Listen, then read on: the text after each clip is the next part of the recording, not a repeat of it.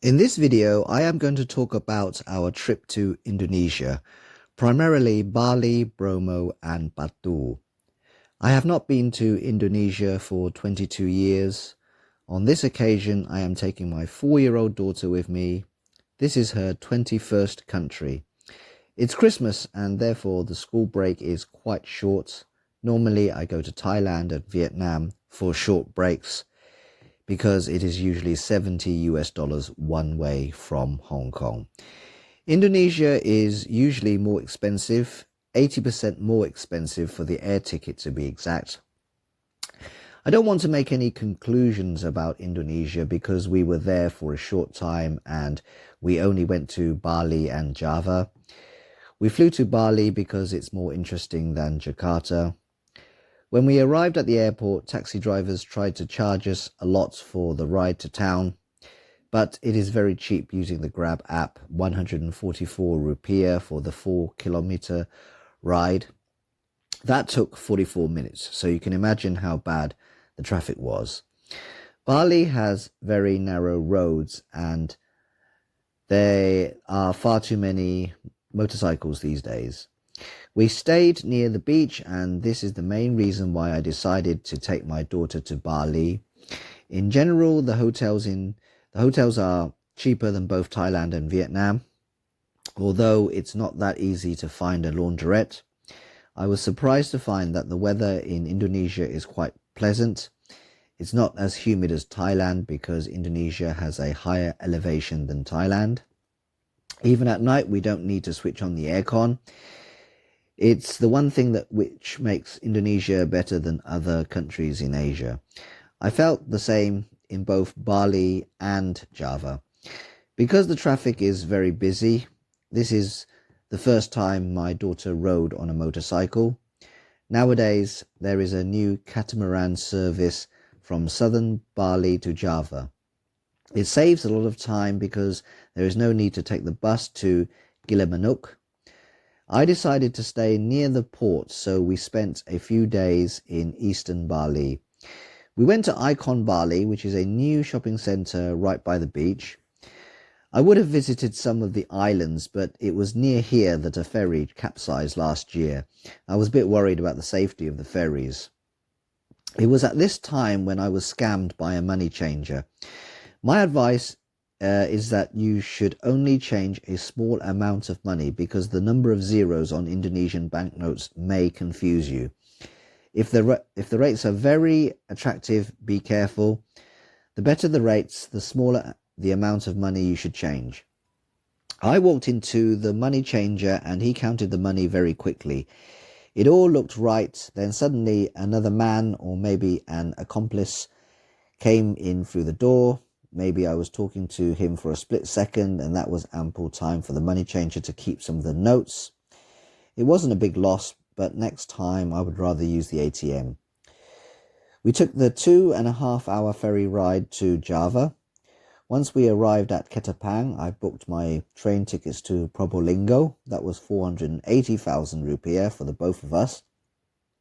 You need to install an Indonesian app in order to buy train tickets.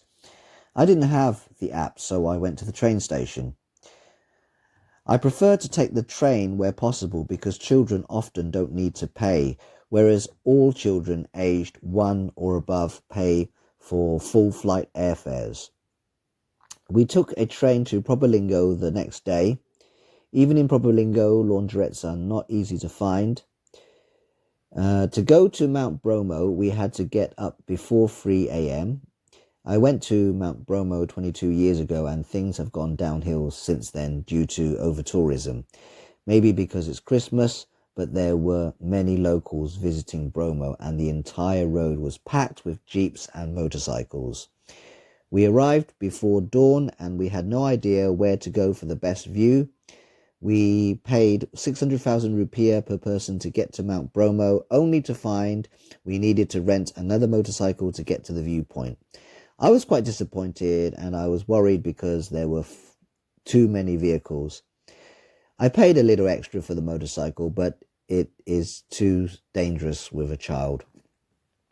After that, they took us to the actual volcano where we could climb to the top. In the past, the tour took us directly to the base of the volcano, but these days the parking area is 1 kilometer away from the volcano. Now they rent out horses to take people to the base of the volcano. And it was very crowded along the way. I don't think I will do it again. I personally don't like spicy food, so some of the Indonesian cuisines are not suitable for me. For most of the time, I just ate Western food. I decided to go to Batu because it has some very large theme parks and it is relatively near Surabaya.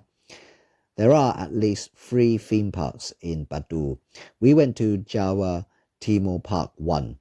It featured a large water park and many other children's rides. I honestly think this is better than Disneyland because it's cheaper and there are less queues. For just 200,000 rupiah, it's possible to visit a theme park. Although it is a bit outdated, but it is certainly value for money. I also want to say that sometimes it is not possible to get refunds on Agoda. On 2 separate nights, we arrived at hostels only to find that the place had either closed down or it had changed hands. In both cases, we were not able to get refunds. I don't mind losing a bit of money, but it certainly is a hassle arriving at a place at night with a child only to find that the place doesn't exist anymore. Only people with experience can remain calm in this kind of situation. We spent our last day in Surabaya. My daughter went to an indoor playroom. Most medium-sized cities in Asia have newly built shopping centers and most of them have indoor playrooms inside. And when you travel with a 4-year-old, they are not really interested in sightseeing. Everywhere I go with my daughter, I always check to see where all the playgrounds and theme parks are located. It's either the playground or she will nag me for new toys. I would say that Indonesia is a very convenient country, whether you need a taxi or food. They come very quickly. It's no slower than Thailand or Vietnam. We won't be coming to Indonesia in the near future, not because I don't like Indonesia, but because there are not many direct flights from Hong Kong. Even my return trip is via Singapore.